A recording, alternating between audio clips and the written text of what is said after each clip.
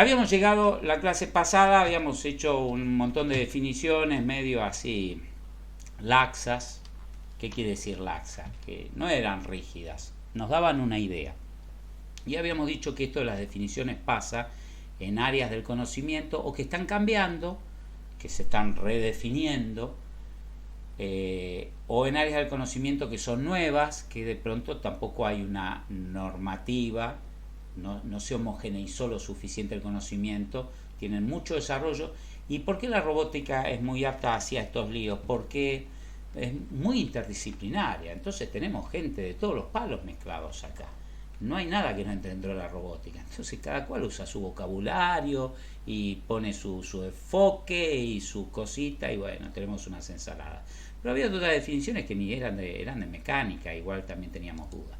Pero la cosa es que una máquina, un robot es una máquina, eso seguro, y que una máquina tiene como propósito, como función, el transformar la energía. Y que esta transformación de energía tiene un montón de sinónimos. Se puede decir aprovechar, o sea, hacerla útil, algo que si no, la energía se transforma pero no sirve para nada, bueno, que me sirva para algún propósito.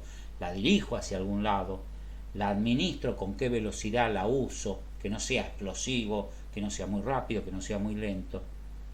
Bueno, y reflexionando entonces sobre esto de la energía, vemos que si es una máquina que transforma energía, quiere decir que hay una fuente de energía, una fuente de poder, algo desde donde viene la energía. La energía tiene esta capacidad que, como muchas otras cosas, que está llena de intermediarios, o sea, no es algo claro que hay una fuente y un sumidero que la consume. Hay muchos intermediarios en el medio y da lugar a muchas reflexiones. Nosotros vamos a intentar aproximarnos con algunas. Primero, acostumbrarnos cada vez que veamos un robot o a algo a reflexionar sobre si la fuente de energía la tiene adentro o no. Que es una forma de pensar, no hace a definir si es un robot o no, pero hace a pensar qué tipo de robot es y qué tipo de autonomía tiene ese robot. Entonces, vemos un video por ahí que nos lleva a la vida y vemos una cadena de producción de autos y vemos esos robots gigantescos, abulonados al piso de hormigón, a más no poder, porque pesan tanto esos brazos, y en la punta del brazo tiene que agarrar arriba un motor de un tractor que pesa 2.500 kilos. O sea que todo el peso del robot más el del motor y tiene que hacer así en tiempo récord y ponerlo en tal lado. Abulonado al piso. ¿Vos le pondrías pilas a eso? ¿Lo moverías ese brazo robótico a pilas? No. O sea, sin ser ingenieros en robótica, sin haber estudiado 20 años, el sentido común me dice, no, eso, la fuente de energía de eso es externa. Tiene bruto cable así entrándole que viene desde la trifásica o desde la planta de energía que sea, y alimenta todo con energía externa. ¿Para qué debería tener una fuente interna si está amurado al piso? ¿De qué va asociado donde está la fuente de energía? La movilidad. Una de las razones es la movilidad. La otra no es la única, digo una, porque también podría ser algo que está remoto, muy lejos de la fuente de energía. O sea, si yo estoy en Marte y tengo un lugar tiré en un cohete un reactor nuclear en Marte, estoy colonizando Marte. Acá está el reactor nuclear. Y voy a poner un aparato que está fijo en tierra, pero que está a 1.000 kilómetros. En Marte tirar 1.000 kilómetros de cable, te la regalo, olvídate. Por más que esté fijo en tierra ese otro pedazo del robot, va a tener que tener una fuente de energía interna, o sea que no solo es por movilidad. Ahora en la Tierra, donde los cables de distribución eléctrica están para todos lados, no es porque estoy muy lejos. O sí, podría ser en una isla. Tengo unos robots que están en una isla y resulta, bueno, acabo de bajar ahí, estoy, digamos, instalando aparatos, necesito hacer algún procedimiento ahí y no tengo un distribuidor, es una isla desierta, virgen, o en el fondo del mar y tengo que, bueno, pensar los problemas de la realidad de lo que veamos desde esto, de si la fuente de alimentación está interna o externa. Y después vamos a pensar sobre si está interna, ¿cuánto dura? ¿Cada cuánto la tengo que recargar? Porque las pilas o las cambio o las recargo. Son dos opciones, pero es recargar las pilas, poniendo nuevas pilas o cargando las viejas, pero ¿cada cuánto? ¿Y cuánto tiempo lleva recargarlas? ¿Qué proporción hay? Porque el grado de autonomía de ese robot, tampoco es lo mismo tener un auto eléctrico o un robot que tarde 3 días en cargarse y a los 10 minutos. Imagínense los teléfonos cuando los tenemos ya medio baqueteados, que lo cargo toda la noche, me dice 100%, lo saco, di vuelta a la esquina y ya me dice 20%. 10 minutos de uso, 2 días de carga. La fuente es interna, pero la autonomía no la tengo. La autonomía es nominal, pero prácticamente no tengo autonomía. La autonomía la tengo cuando lo cargo 10 minutos y 48 horas después, con este sistema de carga rápida y con las baterías grandes, sigue andando. No, la batería cada vez dura más. Yo tengo acá uno, no le voy a hacer propaganda a pero cada 2 días lo cargo. O sea, depende de qué haga también. Si tengo prendido el GPS, todo al mismo tiempo, tarda menos. Pero gracias a que las pilas se descargan, hoy nos asustamos mucho menos. Sí, claro que depende del uso, depende del consumo. Siempre es un balance. Acá sí hay economía de mercado al 100% entre las baterías. Hola, ¿alguien habló? O sea, ¿alguien habló? Digo, ¿fue intencional? Bueno, asumo que no. Vamos a ver, vamos a dejar esto en suspenso por un ratito y vamos a ver esta diapositiva de qué tipos de fuente de energía hemos visto o vamos a ver. No son todas las fuentes de energía, ya lo digo, está lleno de intermediarios. Entonces, Pablo Monzón, es muy difícil. Un segundo. Ayelen Wilka.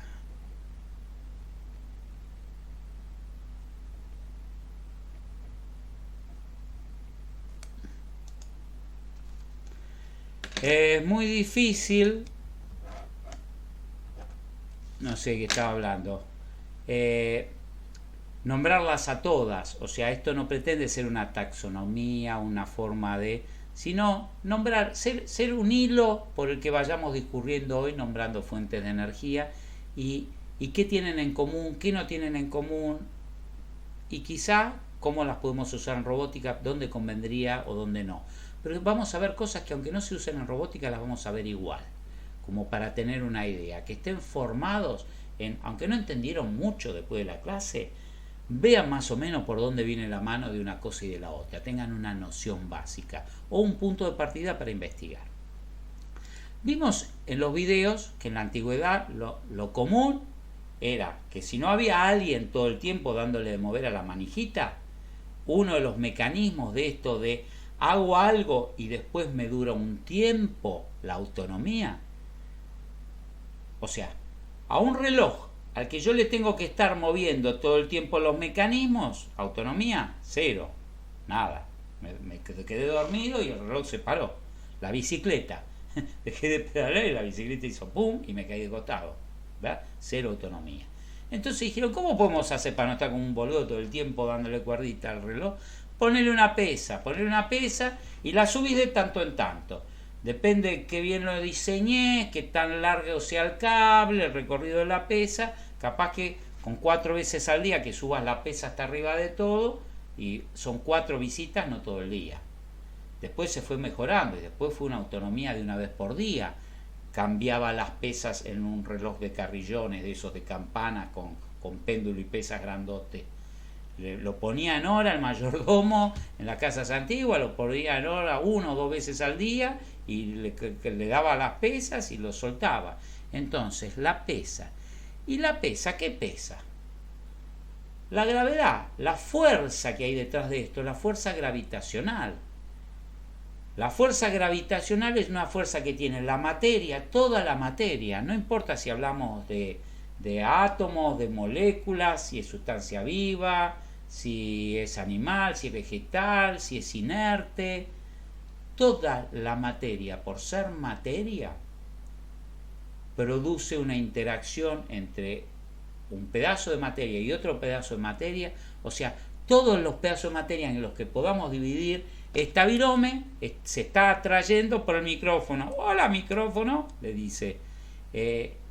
Lo que pasa es que es tan despreciable esa atracción que no nos podemos dar cuenta, pero si juntamos un trillón, un cuatrillón de viromes y hacemos un planeta lleno de viromes, ese planeta va a tener una gravedad originada por la sumatoria de la masa de todas estas viromes atrayendo algo.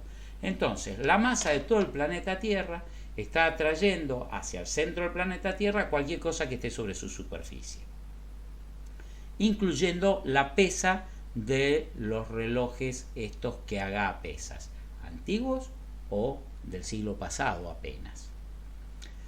La otra cosa que la gravedad atrae es el agua.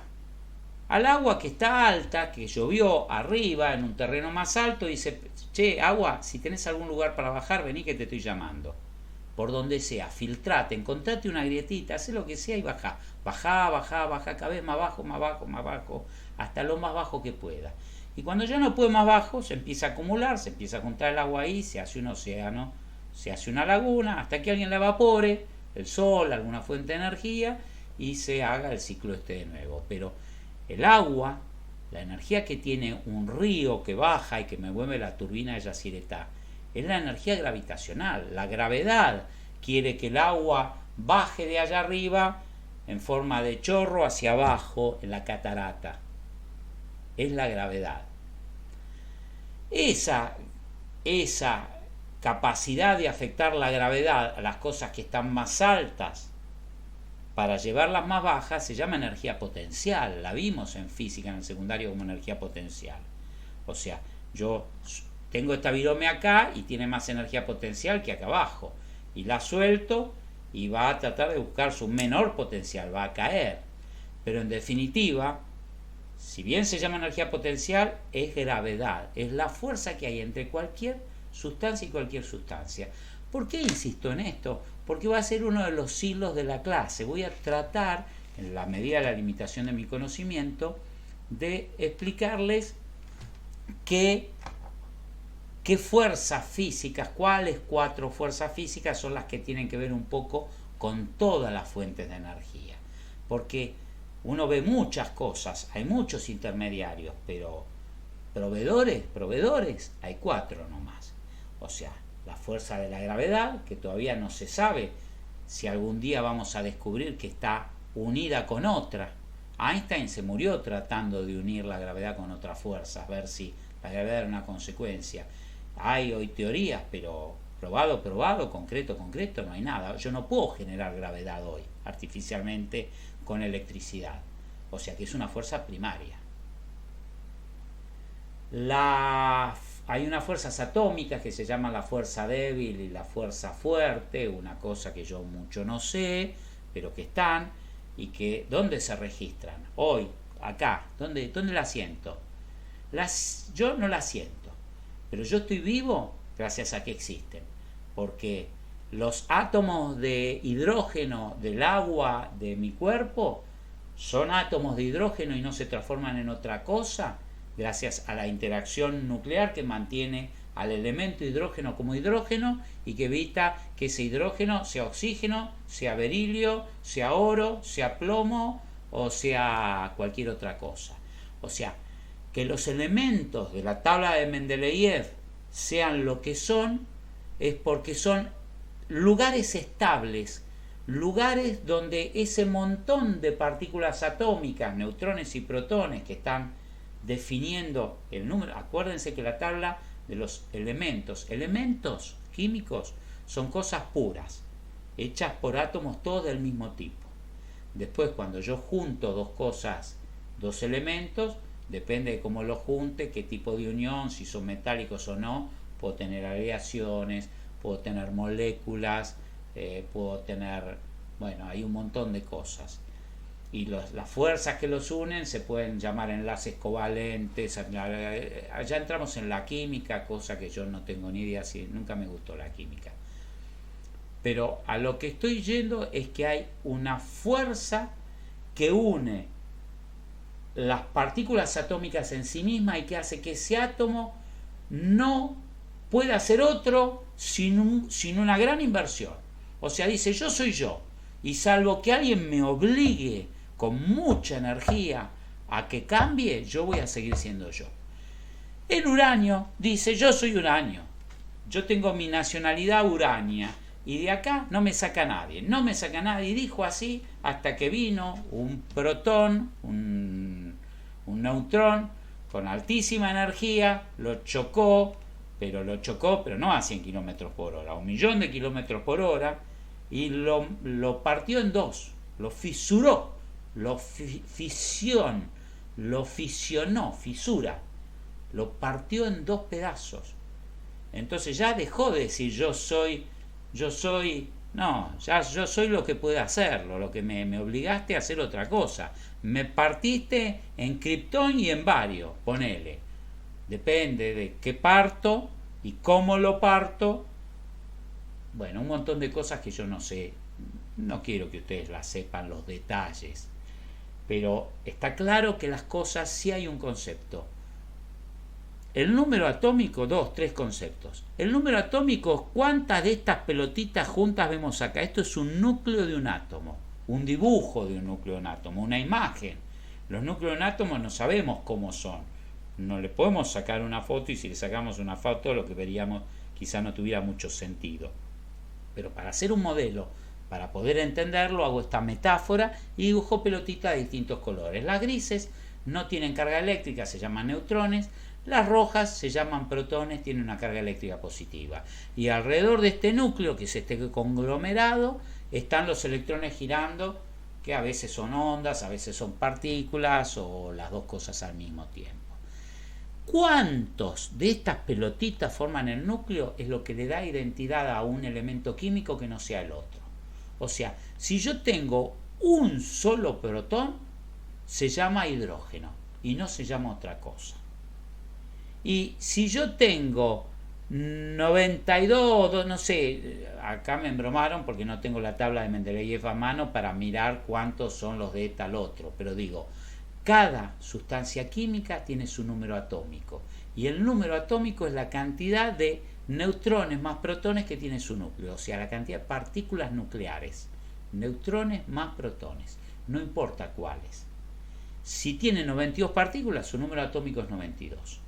Entonces, lo primero es eso, el primer concepto es que la identidad de un elemento químico está dado por la cantidad de neutrones y protones que tiene su núcleo. Eso define sus características, eso directa o indirectamente. Y hace que el oro sea bárbaro, y sea metálico, y sea conductor, y no se oxide, y hace que el hierro se oxide rapidísimo, y que sea conductor, y hace que tal gas sea altamente corrosivo y que tal, bueno, su espíritu, su naturaleza está dada por eso. El segundo concepto es que cuanto más grande es el número atómico, o sea, cuanto más grande esta pelota, más inestable es. Tiene algo que ver con este dicho, es una metáfora, no es que sea así porque sí, pero hay algo a veces en las metáforas y en las imágenes populares que tiene que ver con algunas cosas de una realidad muy distante como la física. Gigante de pies de barro, o cuanto más grande es, más ruido va a hacer cuando caiga. Es más fácil romper algo grande que algo chiquitito. Eso es el concepto, el segundo concepto. Si yo voy a pensar en una máquina que rompa átomos porque eso me produce un excedente de energía que puedo utilizar, entonces voy a tener que buscar átomos pesados, átomos con sustancias con gran número atómico, como el uranio, entre otras. Eligen el uranio porque es uno que dentro de todo, con una cantidad, con un golpe, un golpe fuerte, pero no tan fuerte como otras sustancias, lo puedo romper. Si yo tuviera que golpear plomo para decir rompete en dos, le tendría que dar un golpe con una energía que hoy es impensable, es grandísima. El plomo es tan estable que es un plomazo. O sea, lo choco con partículas de altísima energía y el plomo dice, no pasa nada, no pasa nada, está todo bien, tranquilo. En cambio el uranio lo golpeas con una partícula de algunos megaelectronvolts de energía y ¡pum!, se parte en dos. Cuando lo parto en dos, resulta que me queda un vueltito, pero además me queda un montón de energía. Había una energía que hacía que eso fuera como si se liberara ese nacionalismo. ¿Vieron que recién dije él tiene su identidad? Dice, yo soy uranio. Bueno, al dejar de ser uranio y ser criptón y bario, esa identidad queda libre en el espacio en forma de energía. Nos quedó suelta esa energía, además de tener núcleos de criptón, de bario y algunas moneditas de cambio, que son otros neutrones y otros protones que van a seguir con alta energía chocando otras partículas y haciendo una reacción en cadena. Además me queda una cantidad de energía electromagnética liberada ahí en forma de calor, que era la que mantenía al uranio como uranio y no como otra cosa, y al no ser más uranio me quedo libre. Es como si le liberara la energía de su identidad, de su personalidad, es la que se queda acá libre. ¿Qué es lo que pasa? Este mecanismo no se da en una forma muy espontánea en la naturaleza. Se dan cambios, hay algunas sustancias que no son muy estables y despacito se van transformando, pero no en forma violenta. Van a través de radiación, lo que se llama, son radiactivas, esa radiación mala, la que te produce cáncer, ¿está bien?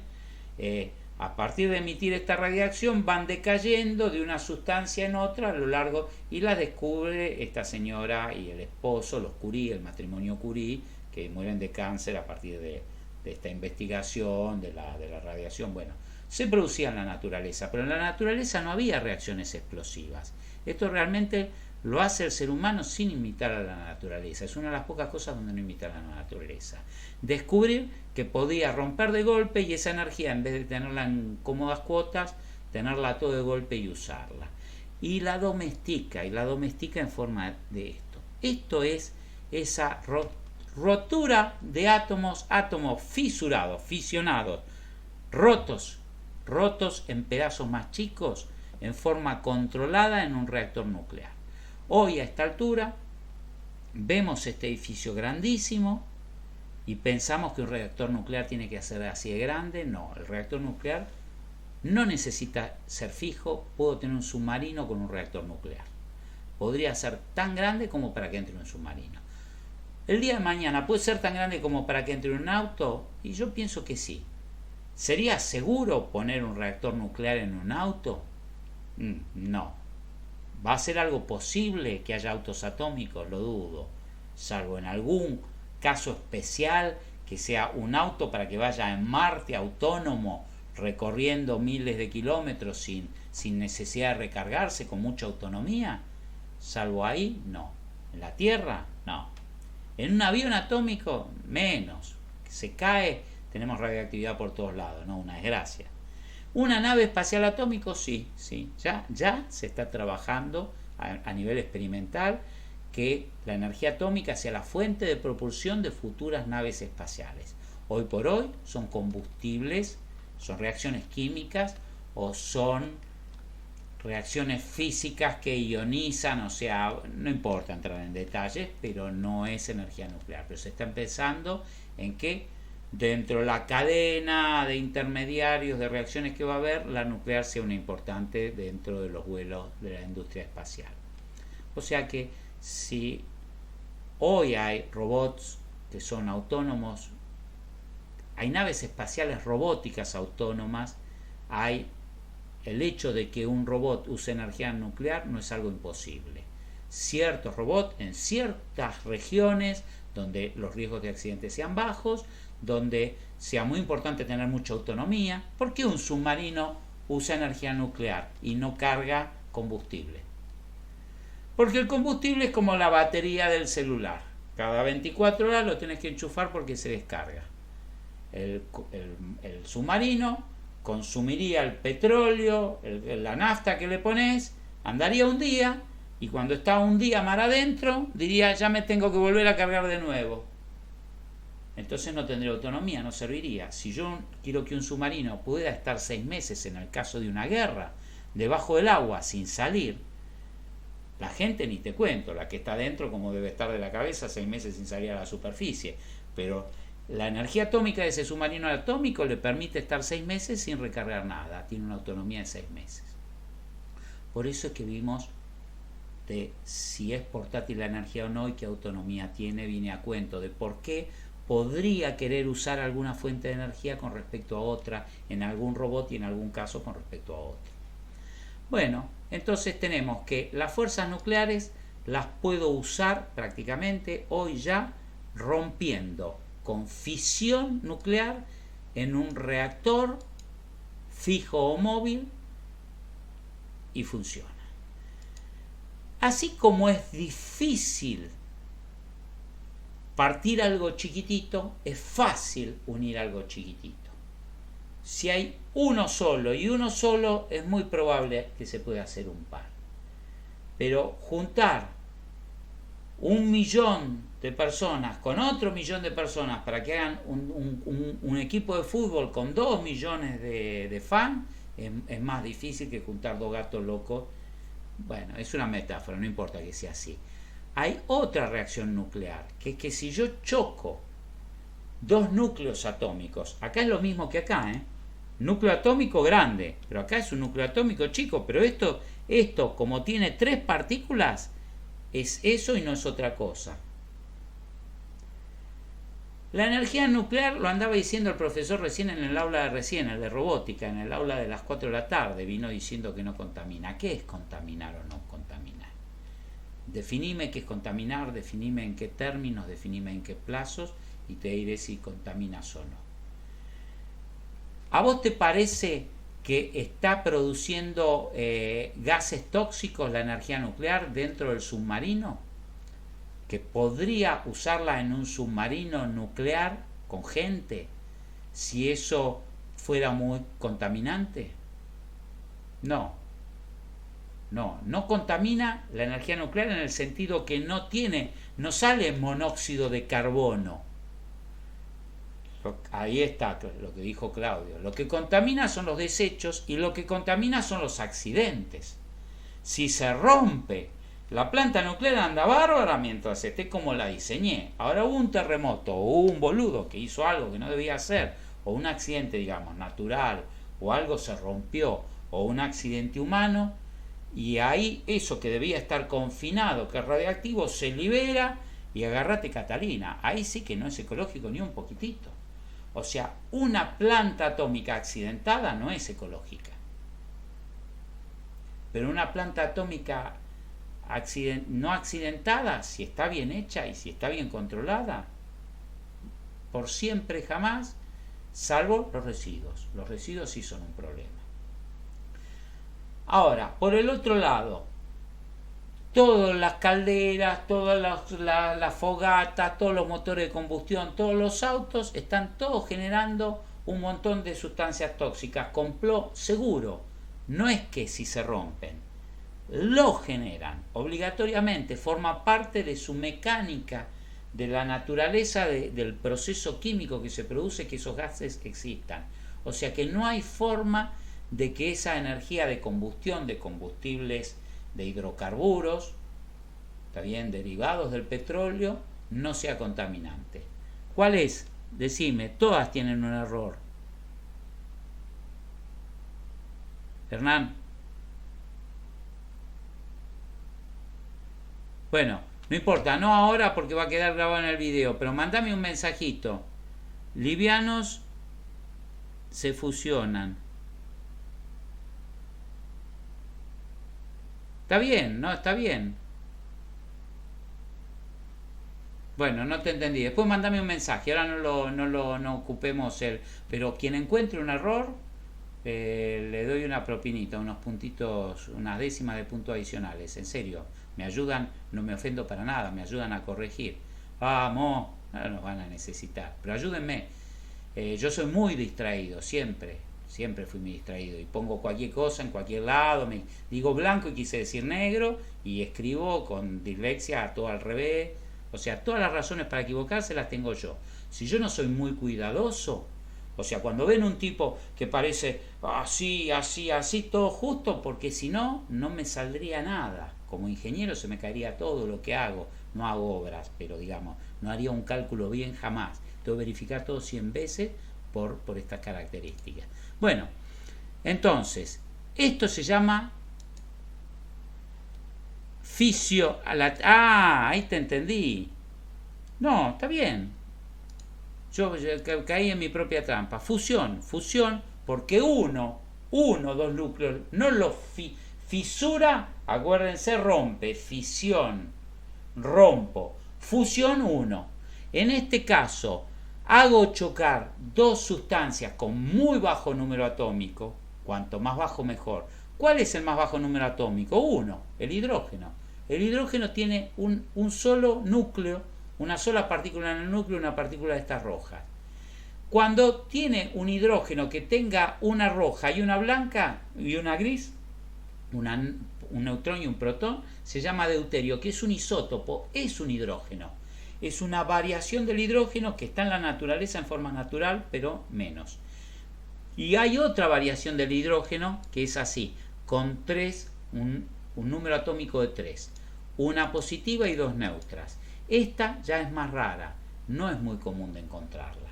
Ahora, esto, si bien no es muy común, y si bien este es bastante común, abundan a pasto. Va a haber hidrógeno sin matar ríos, sin contaminar, sin hacer nada, o sea, no va a cambiar nada. Y si no hay en la Tierra y en el espacio, hay, digamos, es una fuente de energía que en términos nuestros, hoy por hoy, es como si fuera infinita. No lo es.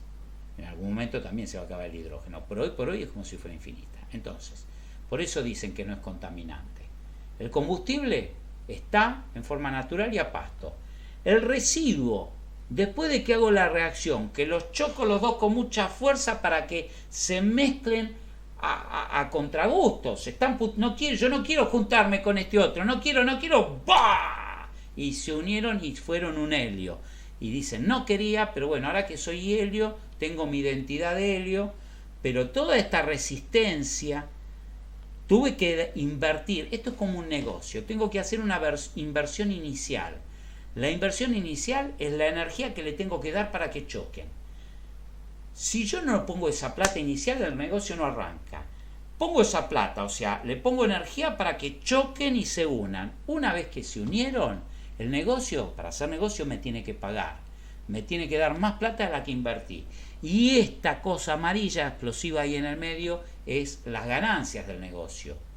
Me dan un montón de energía y además me dan otras partículas dando vueltas por ahí cargadas de energía. Entonces, en los dos casos pasa esto. Acá tuve que golpearla, invertir con una partícula, invertir haciendo muy energética la primer partícula que choca contra esto y lo rompe en dos pedazos. Pero una vez que hice esa inversión inicial, tengo mucha energía y más partículas que ya están aceleradas para seguir rompiendo otras. O sea que esto es un negocio que yo rompí uno, ese rompe 3, esos 3 rompen 9, 9 27, y esto a una velocidad muy rápida. Si es que todos estos átomos están muy cerca, o sea, si es uranio purificado, que está compactado todo juntito, entonces va tan rápido que para dentro del segundo ya no hay 1000, ya hay millones de átomos rompiéndose en un segundo. Entonces eso es una bomba. Si yo al segundo tengo 1.000.000 de átomos liberando esta cantidad monstruosa de energía, eso es una bomba, no hay quien lo frene. Dijimos que una máquina, para hacer una máquina, tenía que poder transformar la energía en algo útil. Tengo que poder regular a la velocidad a la que se van reproduciendo esas reacciones. Transformarlo de bomba explosiva en una generación de energía dosificada, positiva, pero dosificada, positiva creciente, ¿no? Con un excedente, pero dosificada. Y estos son los reactores. Los reactores, me había olvidado decir, tienen unos mecanismos con barras de grafito y con un montón de cosas para ir logrando todo el tiempo de que reaccionen en cadena, pero no mucho para que esto sea una bomba. Y esto tiene tantos mecanismos de seguridad que eso no falla nunca. Jamás en la vida explotó un reactor nuclear y dejó un agujero alrededor como si fuera una bomba atómica. Eso no pasó. Pasó que se le oxidó tal cosa, que perdió líquido, que se le rajó algo, eso sí. Pero así que haya explotado, jamás de los jamases.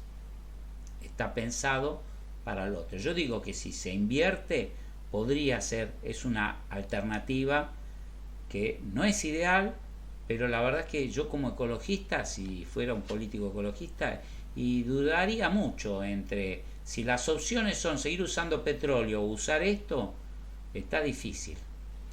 Bueno, acá puede haber un producto radioactivo. Vean los videos esos de preclase de hoy. Esto está doblegado, o sea, esto hoy lo tenemos en forma comercial, lo podemos usar en forma comercial como reactor, la fusión nuclear. No. Esto hoy por hoy lo que estamos más cerca es en 3-4 partes del mundo de hacer unos experimentos científicos que tienen 50 naciones involucradas poniendo una fortuna, haciendo una apuesta y que no tienen individualmente, no tienen la tecnología ni la plata para... Porque ustedes se creen que Estados Unidos se uniría con alguien más si pudiera él solo hacer su primer reactor de fusión. Y de acá, ninguno se uniría con nadie. Cada uno sería su reactor de fusión y diría a los demás, mirá, yo lo hice primero, pero no pueden. Entonces quiero decir que esto no está cerca de ser comercial. Acá tenemos un montón para que se unan estas dos partículas, tienen que tener la energía que tienen en el Sol. Esto sí lo estamos imitando de la naturaleza. Esto es cómo funcionan las estrellas. En las estrellas el hidrógeno que está en el espacio interplanetario se ve absorbido por la gravedad. La estrella lo va juntando y lo comprime con una fuerza tanto que es lo mismo que si lo acelerara. A los efectos es lo mismo que si lo acelerara. Y entonces logro que choquen por gravedad, que se compriman tanto que se unan dos átomos de hidrógeno como si chocaran a alta velocidad y se fusionen y produzcan helio. Y después se producen otras reacciones secundarias, no solo eso. El helio se une con otro de helio y produce un átomo más pesado y así. Depende del tipo de estrella. Algunas estrellas lo más pesado que una estrella podría generar es hierro. El átomo de mayor número atómico, porque a partir del hierro empieza a ser al revés. Ya el hierro es muy difícil de unir con nada, con otro hierro para formar algo más. Es muy difícil, es más, los unís y se rompen. O sea, de ahí en más, los que son más pesados es más fácil romperlos que unirlos. Por eso, del hierro para arriba son fisión, del hierro para abajo son susceptibles de ser fusionables. Toda la zona alrededor del átomo de hierro en realidad no va a servir para nada porque está muy en el borde. Acá, para unirlos necesito temperaturas mayores que las del Sol, 150 millones de grados. Calculen el tiempo que tardan en hacer un pollo en un horno a 150 millones de grados. Nanosegundos, o sea, no abriste la puerta al horno que te quemaste vos y el pollo y todo. Y al lado, como eso está tan caliente el hidrógeno, si toca una pared del reactor, no hay sustancia del mundo que aguante esa temperatura. O sea que la única forma es que esté flotando en el vacío. Que esté ahí vacío y que lo obtengan con unas bobinas hechas con superconductores gigantes, que son estas cosas que se ven así alrededor. Esos son bobinas, anillos hechos con una sustancia superconductora. ¿Y qué es un superconductor? Ciertas componentes, ciertos metales, cuando los enfríos a las temperaturas más frías del universo, 273 grados bajo cero, se comportan Superimán es una consecuencia. El superimán viene después. Primero tengo un superconductor. Si en el superconductor hago circular una corriente, eso se transforma en un superelectroimán. Y ese superelectroimán es el que mantiene con ese campo magnético todo ese plasma, ese pedacito de sol, un hilo, unos hilitos así de sol, de sustancia en un estado de absoluta incandescencia, de hidrógeno a 150 millones de grados, aislado sin tocar nada. ¿No viene esto, se estabiliza un poco y algo falla? ¡Puc! Toca una pared, se enfrió y se apagó la fusión. Hoy el mayor problema es que la fusión dure más que unos segunditos o un segundo. Ya, anduvo un segundo y se ponen en pedo una semana. O sea que falta todavía bastante hasta esto tenerlo obligado. ¿Lo van a poder tener obligado? Sí. Pero ¿creen que alguna vez voy a poder tener esto en un submarino? O sea, que voy a poder tener 150 millones de grados, la temperatura más grande del universo. Mucho más grandes que nuestro Sol. O sea, hay estrellas de todo tipo, o sea que algunas estrellas son más de 150 millones de grados, sí, por supuesto. Hay supernovas, hay algunas donde serán decenas de miles de millones de grados, sí, yo qué sé. Pero el Sol no tiene 150 millones de grados, o sea, temperaturas más cálidas que el Sol a unos pocos metros de temperaturas las más frías del universo, en el lugar donde nunca jamás dio el Sol, en el vacío absoluto, lejos de toda estrella, ahí hay 273 grados bajo cero. Esas dos cosas juntas no las voy a poder achicar nunca. Entonces, pensar, primero, hablar de fusión en frío no existe. Si alguien te dice fusión en frío, estamos hablando de Iron Man. El corazón de Iron Man es fusión en frío, no existe, es ciencia ficción. Hoy por hoy, algo en la ciencia dice que hoy es ciencia ficción, pero que en 100 años, 200, 500 va a poder ser real, no. Nada apunta a que esto sea posible. La fusión en frío no existe. Para que se fusionen tienen que estar calientes y bien calientes. Y por el otro lado, bueno, el día que esto se puede usar comercialmente, vamos a tener la energía a precios muy baratos, va a ser un gran avance para la humanidad. Si bien no se va a poder usar en robot directamente, dentro del robot, en forma interna, va a abaratar los costos de la energía a nivel mundial terriblemente. Hoy por hoy no alcanza la plata para hacer el primer reactor experimental, pero se espera que en 100 años o algo así sea económico. Mientras sirva para los combustibles. Gastón, no te entendí. ¿Qué combustibles? No sé si estás hablando del reactor de fusión. El reactor de fusión para los autos, olvídate, no, jamás. Lo que el reactor de fusión va a cargar los autos, va a generar energía eléctrica baratísima que van a cargar autos eléctricos, pero para los autos no. Ahí entendí qué querías decir, está bien. Bueno, entonces primero ahora analizamos de la diapositiva esta. Voy a tratar de acelerar porque si no se me puede ir toda la materia hablando de una sola cosa a mí. La gravedad tira de la pesa, hace que el río baje, y el río al bajar mueve la turbinita, ¿está bien? La turbina de Yacyretá, la turbina del molino de agua para moler semillas y trigo en Holanda o en Bélgica o en Francia o en todos los lugares donde había ríos, pero la gravedad es la que tira el agua para abajo. Y por el otro lado vimos la atómica, vimos el otro tema, que ahora ya no es la atracción entre materia y materia, sino la atracción entre partículas del núcleo. No es la gravedad la que atrae las dos partículas del núcleo. No es la gravedad la que tengo que vencer para romper el uranio en dos pedazos. No, es una fuerza de atracción que se llama fuerza de atracción fuerte, que solo se da dentro del núcleo atómico. No se ve. Es muy fuerte, pero llega muy cerquita. No bien te alejas, ya no tiene efectos. O sea, mantiene las cosas cerca, muy fuerte mientras están cerca. No bien las separé, ya no hay más fuerza fuerte. Esa fuerza fuerte se transformó en energía, pero ya no está más. En el medio, ¿de dónde vienen el resto de las energías? El resorte, la cuerda. ¿Qué pasa con la cuerda? ¿De dónde funciona? ¿Es la gravedad la que mueve la cuerda? No. ¿Es la energía que mantiene los elementos del núcleo atómico unidos? No.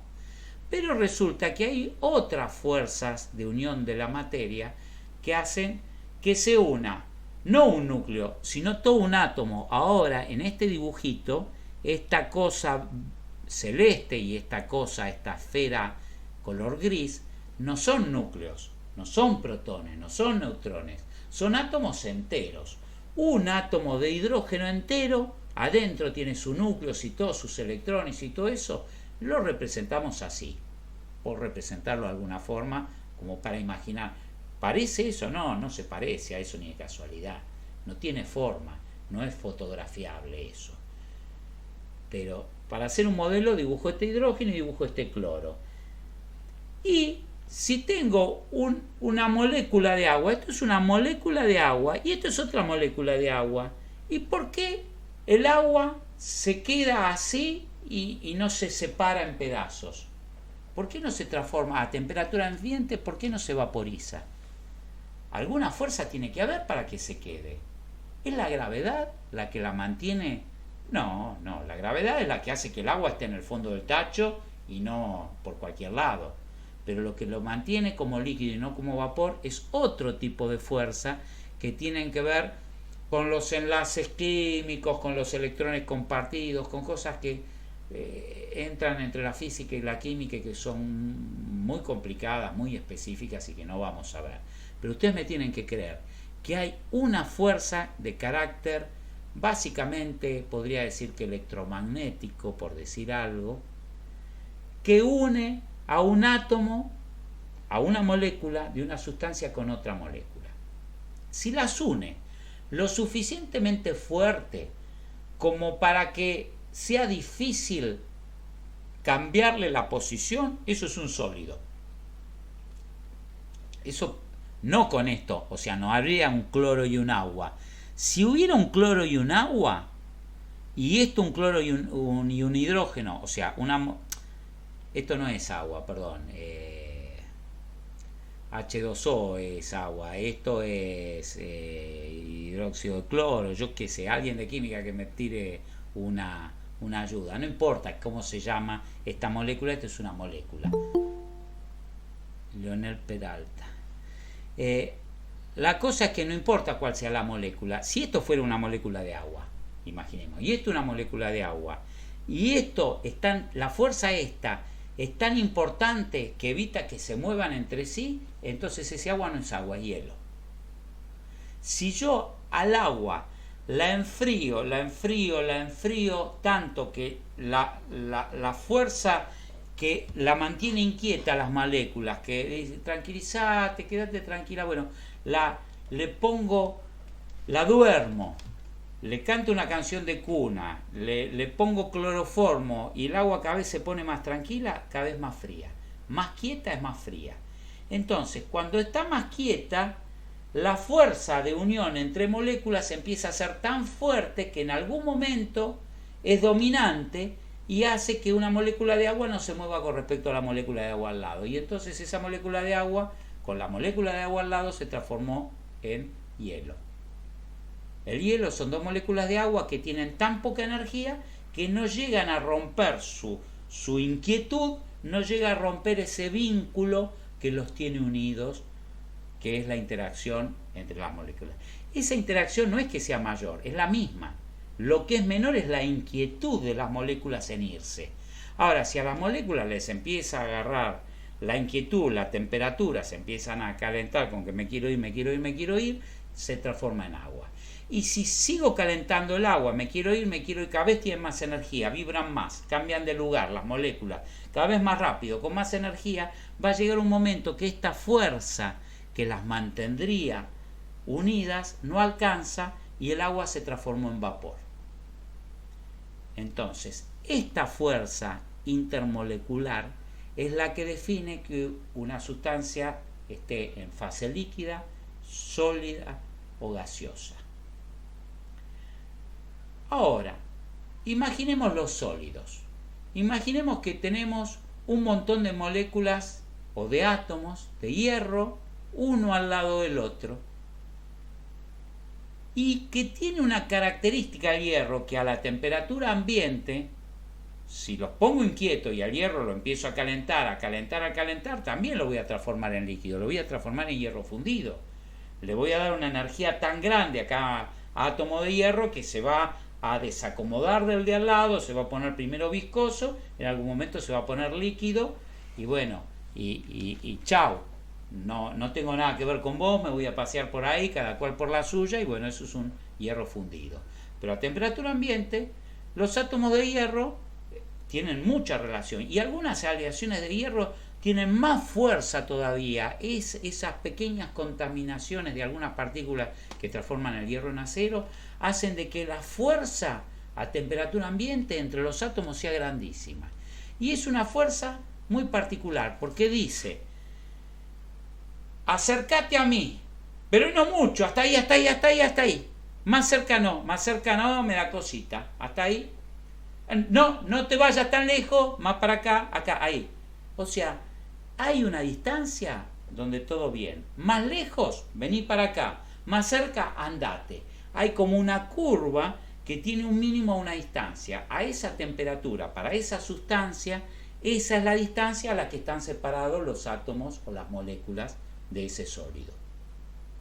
Si algo los obliga externamente a acercarse, quizás cedan a esa fuerza. Me están empujando y yo me uno. En el tren agarro y me uno, pero no quiero saber nada. No bien pueda, me voy a separar de los demás. No quiero estar tan pegado a los demás. Y mucho menos no quiero estar ya a nivel que me duela, que es un accionamiento que me duela físicamente. ¿Se entiende? Pero también, si bien no quiero estar tan cerca como en un tren lleno, así que me empujaron, tampoco quiero estar tan lejos como para no ver a nadie. Al ser humano le pasa lo mismo que a esta fuerza intermolecular.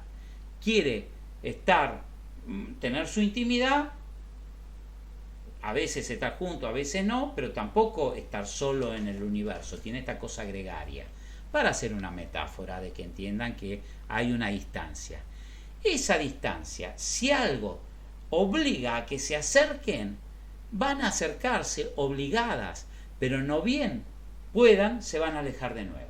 Y si algo las aleja, como el COVID, y nos aleja y yo no veo a nadie y estoy lejos de todo el mundo y tengo poca vida social, estoy esperando a que se pase para volver a acercarme a esa distancia. Eso es el resorte, eso es la fuerza elástica. Esperen que no me está respondiendo. Esa es la fuerza elástica. Algunas sustancias, no todas, sólidas, no pueden ser ni líquidas ni gaseosas. Para que haya elasticidad, esta de la que estamos hablando, tienen que ser sólidos, tienen una fuerza de atracción tan grande que es muy dominante. Y por ejemplo, una hoja de acero, una plancha de acero, un fleje de acero como ese, que ahí está enrollado, inicialmente es derecho, es recto. Y si yo lo trato de doblar, va a decir: está bien, sí, está bien, me doblo un poquito, pero ¡tan! Lo suelto y hace ¡bam! Y vuelve. Eso se llama elasticidad. Cuando lo doblo, las moléculas de arriba, de las capas de arriba, se están separando más de lo que quisieran, se empiezan a alejar, y dice: te extraño, ya vuelvo, espérame que no bien pueda vuelva. Y las de las capas de abajo se están diciendo: ¡ay, esto es demasiado para mí, ándate un poquito! Entonces, no bien pueda, se vuelve a enderezar. Eso fue esa elástica. Cuando yo a este elástico, que quería estar derecho, le empiezo a dar cuerda, lo empiezo a hacer un círculo, y a un círculo cada vez más chiquito, trato de que sea cada vez más chiquitito, le voy dando cuerda, o sea que cada vez le gusta menos al resorte, y va a cuando pueda, si lo suelto, hacer plan y estirarse y quedarse. Ahora, eso sería lo mismo que una explosión. Un resorte que suelto de golpe es como una explosión de una central nuclear. Es un montón de energía liberada de golpe, la acumulé y se soltó toda de golpe. ¿Me sirve? No. Necesito dosificarla en forma paulatina a través de algún mecanismo que ahí se ve en el video del reloj de cuerda que está puesto en la preclase, que es ese sistema de áncora. Ya lo voy a explicar en algún momento cuando veamos máquinas sencillas con detalle, pero hoy tengan la sensación de que ese pendulito es el que está liberando de a un diente por vez, vayan de a uno, vayan pasando de a uno. Es como que la salida de la cancha de toda esa gente no sale toda de golpe, sino voy dejando que pase de a un diente por vez. Los voy agarrando del hombro y los voy haciendo pasando de a uno, y así esta cuerda se va desenroscando en una forma paulatina y tengo cuerda para rato. Me dura esa cuerda 12, 24 horas. Entonces, vimos una energía más. Vimos la energía a cuerda. O sea, la energía que tiene que ver con la elasticidad, la propiedad elástica de algunas sustancias. ¿Solo los metales? No. Muchas sustancias tienen algún grado de elasticidad. La madera también.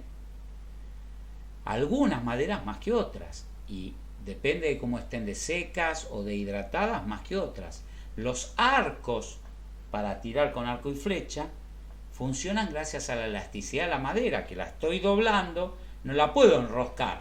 A la madera no la puedo enroscar en una cuerda, pero la puedo doblar sin que se rompa, y quiere volver a enderezarse y ahí empuja la flecha.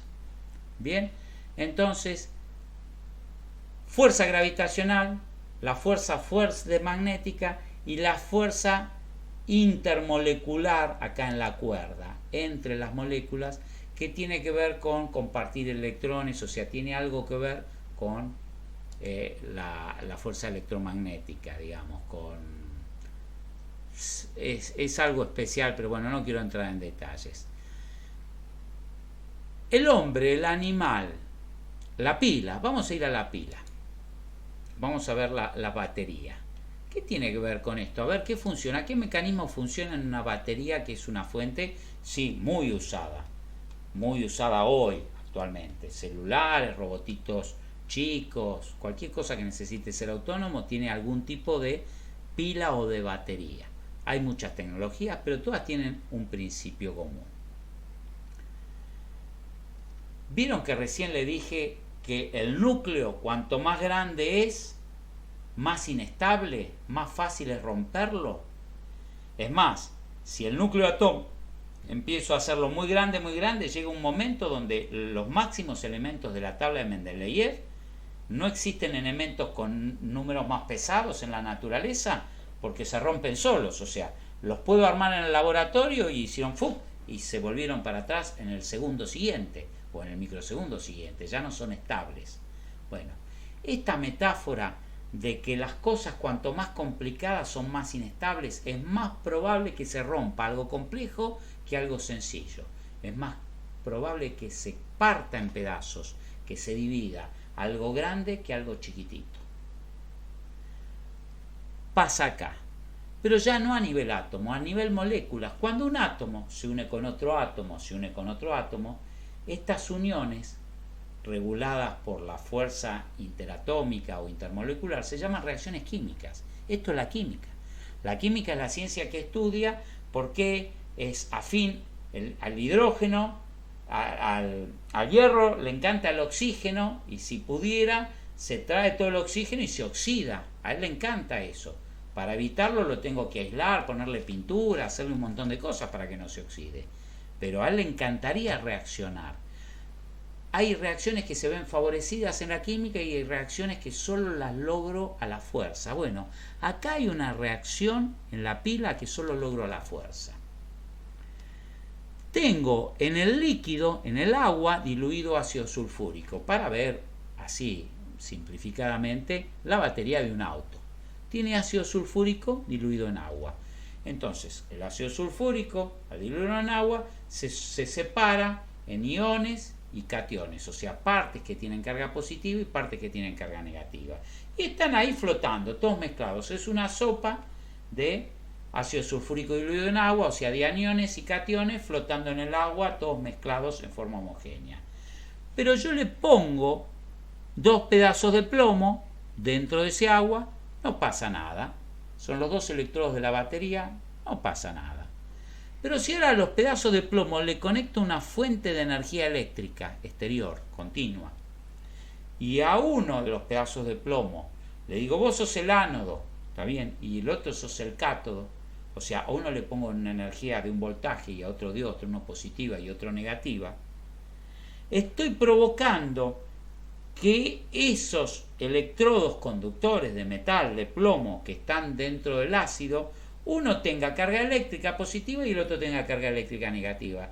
Y ustedes habrán escuchado que polos iguales se atraen, se repelen, y polos opuestos se atraen, ¿sí?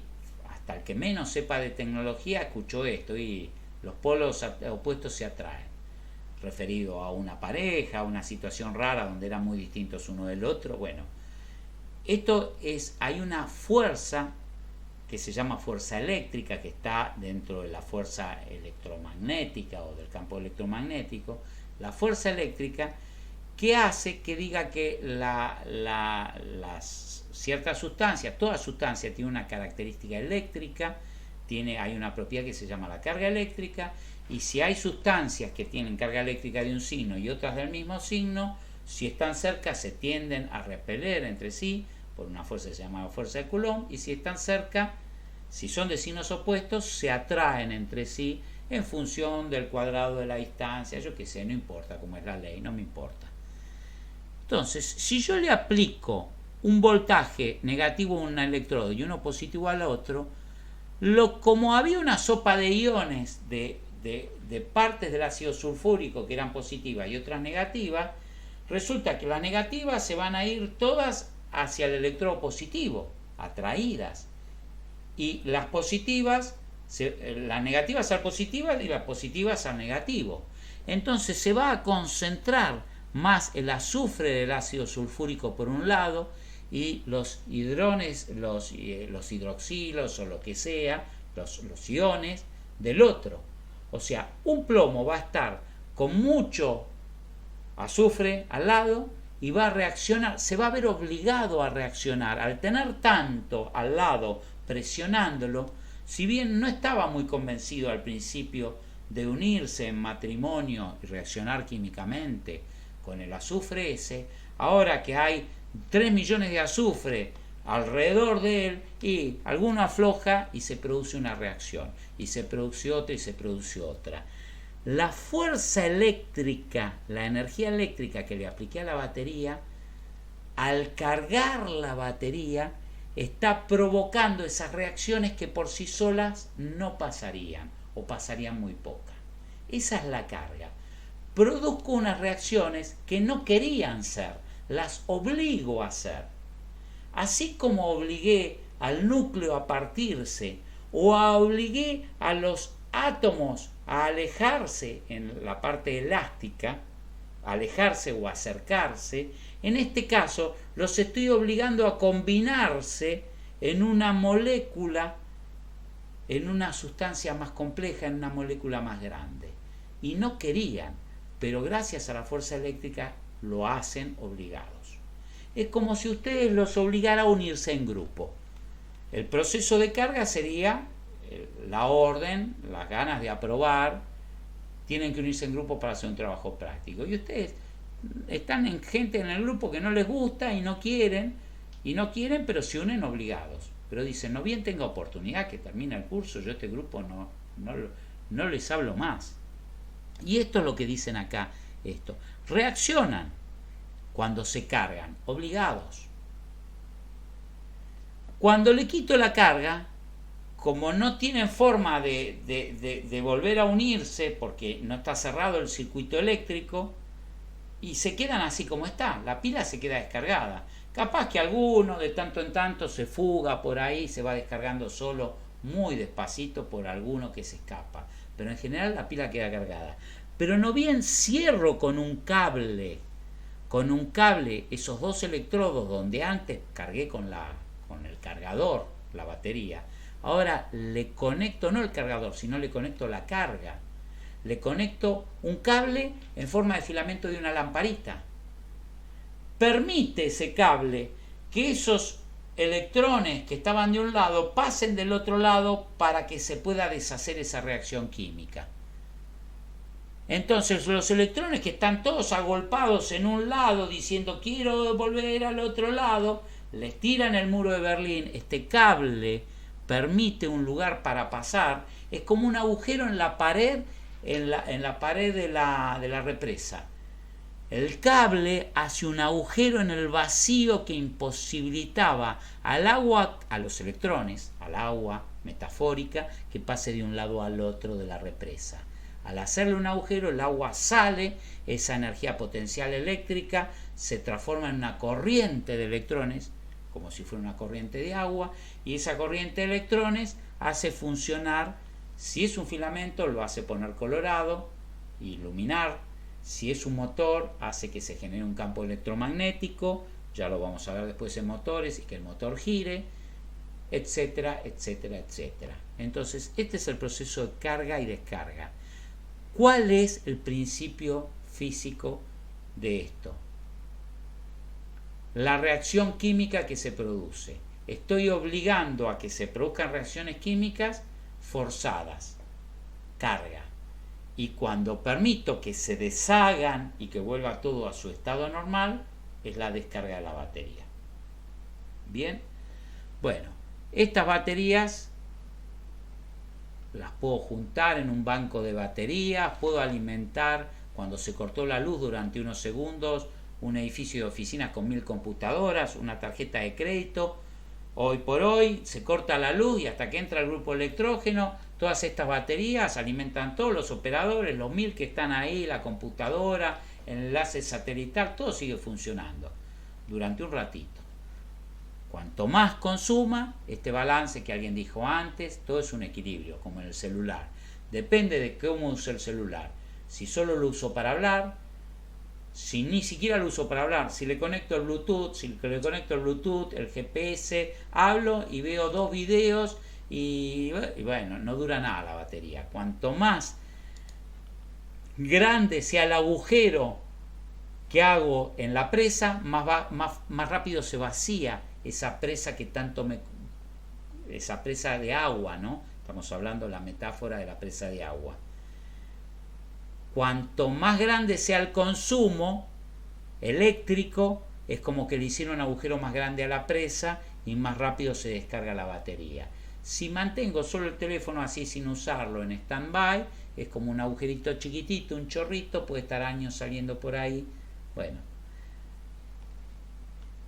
hasta ahí vamos. Hay una cosa, una diapositiva más que tenemos que ver, que es la energía térmica, el movimiento molecular. Porque es un poco distinto a los demás. O sea, no tiene que ver con cómo se atraen los núcleos entre sí, las partes del núcleo entre sí, los átomos entre sí, ni la masa a otra masa. Tiene que ver con la energía, esta energía que rompía la atracción intermolecular. Acuérdense que yo le decía que cuando calentaba el agua empezaba a ponerse cada vez más inquieta. En vez de estar tranquila en su silla, se paraba, se levantaba, y más inquieta, más iba y venía, más energía cinética tenía. Más energía cinética es más movimiento. Hasta que en algún momento salía con suficiente envión como para salir por la puerta de la casa, irse y no volver más. O sea, abandonaba el líquido y se transforma en una molécula libre de vapor de agua. Quiere decir que las moléculas de vapor de agua son moléculas de agua comunes y corrientes con mucha energía cinética, que estaban tan inquietas que lograron romper el vínculo. No es que la molécula esta tenía un vínculo débil con el resto de las moléculas, no era un problema de ella. Era un problema que la cebaron tanto, le dieron tanta energía que no había vínculo que la retuviera ahí unida en el líquido. Entonces empezaron a ir primero una, después otra, y después todo el agua se transformó en vapor y a otra cosa. Entonces ese vapor están como locas, están tan energizadas, se tomaron tanto speed que no pueden ni estar cerca una de la otra, se chocan y dicen, alejate, alejate, no te aguanto, alejate. Antes, cuando estaban a baja temperatura, se bancaban entre ellas, se bancaban al punto de estar unidas en un líquido. Después, cuando le subió la temperatura, Monster, no sé qué es, pero me imagino que del orden de te pone así, sociópata mal, inquieto mal. Acá se tomaron el Monster ese y acá se quieren ir. Pero si se quieren ir y yo les cerré la puerta, ¿qué es lo que pasa? Se empiezan a chocar contra las paredes. Van y le dan a las paredes, ¡pum! ¡Pa! ¡Pum! Tipo loco que va y le golpea la cabeza en la pared y está sacadísimo y va y golpea. Una molécula golpeando una pared, no pasa nada. Cuando tengo 1.000.000 de moléculas golpeando la pared de la olla de presión, mejor que tenga una valvulita en la olla de presión, porque si no la olla de presión la voy a ir a buscar a no sé dónde, explota. Es una caldera. Millones de partículas de agua enloquecidas, queriendo más espacio, más distancia entre sí, golpeando las paredes diciendo abran, abran, abran, son una olla a presión, son una caldera al punto de explotar. Si yo a esa caldera le abro un agujerito como la represa, ¿está bien? Le abro un agujerito y le diga por acá, salgan por acá. Estoy haciendo una máquina que donde intento controlar esa energía loca, esa energía que por ahora sería explosiva si se libera. Entonces salen todas y dicen vamos por acá, vamos, vamos, y se encuentran que al final nos engañaron, llegamos a otro cacho de hierro que se llama pistón y estamos tan encerradas como antes. Se llama, cilindro. Pero resulta que no todo es cilindro, hay una parte que es sólida de paredes de hierro muy gruesas del motor de vapor, que es el cilindro, pero hay una pared que se puede empujar. Si empujamos todas juntas, esa pared se mueve. Es el pistón. Parece que es una pared, pero es una pared movible. Entonces viene todo el gas a lo loco, viene y empieza a mover la pared y la empieza a mover y la empieza... Al principio estaba acá el pistón, estaba pegadito acá al caño. Salió el gas, el vapor a lo loco y lo fue empujando. Y como fue empujando el pistón, fue empujando esta biela que estaba asociada al pistón, y está bien, y le pegó a la manivela esta e hizo girar la rueda. O sea, como en las máquinas de coser, que el movimiento de empujar con los pies, las viejas, ¿se acuerdan? Alguno vio esas máquinas que yo le daba al pedal y empezaba a girar una rueda a partir de un mecanismo así. Bueno, esto es lo mismo. Hay alguno que sí la vio. Bueno, las Neumann, las viejas máquinas Neumann. Bueno, empuja el vapor, el pistón, y hace girar esto hasta el momento que el pistón llega acá. Esta foto es donde el pistón dejó descubierto otro agujerito, un escape verdadero. Hasta ahora seguía siendo una jaula con una pared móvil, pero ahora sí hay una salida al exterior, que es esta válvula de sobrepresión. Entonces todo el gas se las toma por ahí, el vapor, y se vacía. La caldera pierde presión en este momento. Está a la misma presión la atmósfera que la caldera. O sea que nada empuja al pistón. Y nada evitaría que el pistón con el envión, el pistón estaba yendo hacia afuera, estaba moviendo la rueda. Pero la rueda con el envión llega un momento donde lo manda el pistón para adentro. Y nada se va a oponer a que el pistón vuelva a entrar y se vuelva a quedar acá. Pero cuando se vuelve a quedar acá, volvió a tapar la válvula esta con su cuerpo. Esto está tan justo que se puede mover, pero que no deja que se fugue nada por el borde. Entonces de nuevo empieza a subir la presión, de nuevo empieza a empujar el pistón y empieza otro ciclo.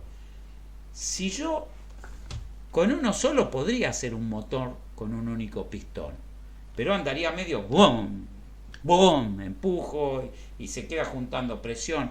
Pero si pongo dos de estos en oposición, o sea que cuando uno esté empujando, el otro se esté metiendo para adentro porque está abierta la válvula y no hay nadie que se le oponga, uno empuja el vapor y en el otro el vapor que ya se liberó ya no evita que el pistón se retraiga. Se cierra este y este empuja y el otro retrae.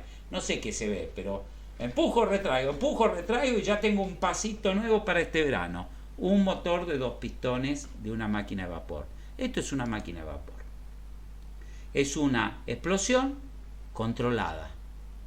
La dejo pasar hasta cierto grado. Si yo nunca lo liberara, es lo mismo. Es el motor de un auto en funcionamiento. ¿O vos te crees que el motor del vapor es distinto al motor de nafta?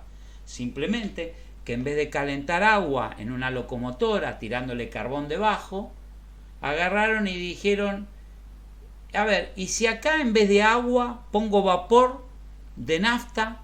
O sea, en el carburador vaporizo algo que sea inflamable. ¿Qué es algo inflamable? Algo que reacciona rápidamente, que produce una reacción química con el oxígeno muy rápido.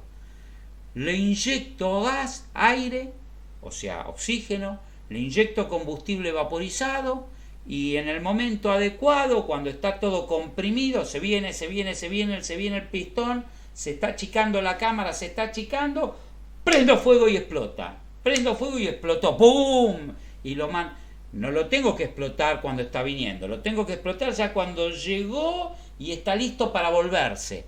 O sea, cuando llegó y está listo para volverse, ahí hago la explosión sincronizada de ese cilindro. La bujía de ese cilindro explotó y produjo una explosión que hace el mismo efecto.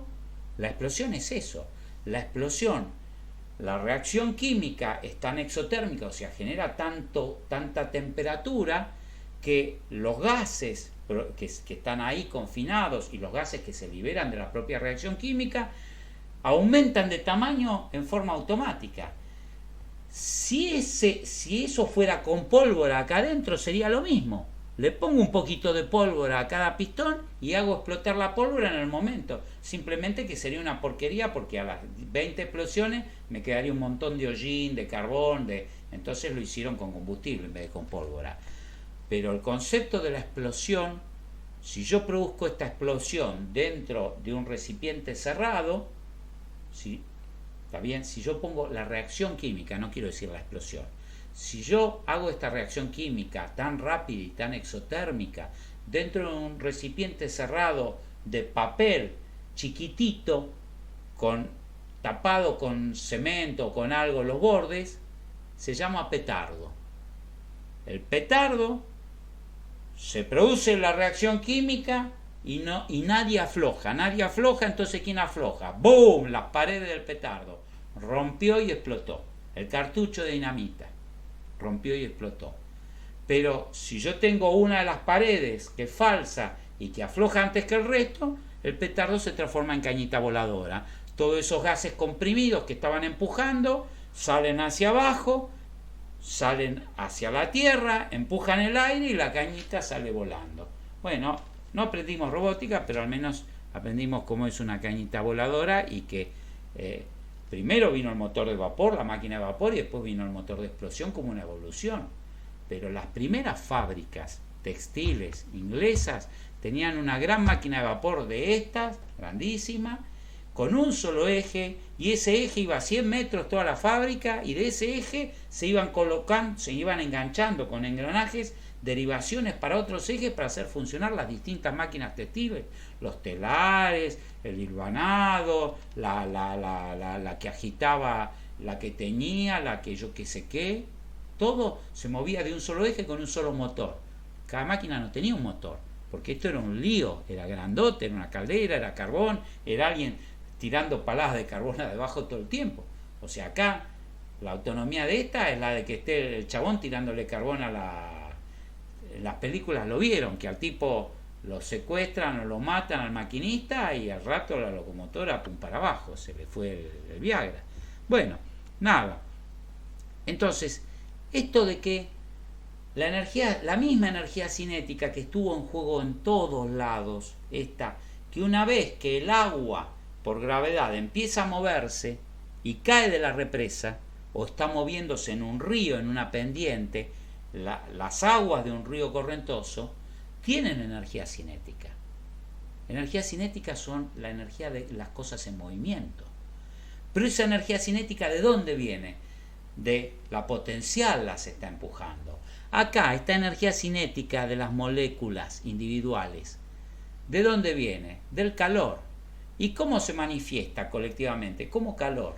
La energía cinética, si algo está caliente, es que sus moléculas tienen mucha energía cinética, más que cuando estaba frío.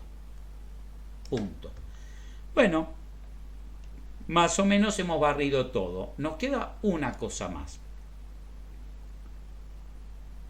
El ser humano, vimos que viene imitando la naturaleza, lo vimos en las diapositivas de historia, en la robótica y en todo.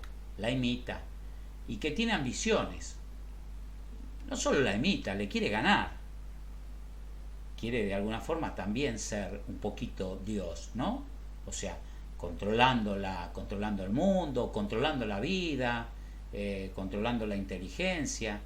Más allá de que creas en Dios o no, no estoy diciendo ni que yo creo que no, estoy usando un lenguaje común para que nos entendamos. O sea, quiere jugar a ser Dios y también quiere ser inmortal. Pero en este camino en general hace trampa, porque quiere ser, pero primero se fija a ver cómo hacen las cosas, o millones de años de evolución, o ese Dios que creó el universo, lo que crea.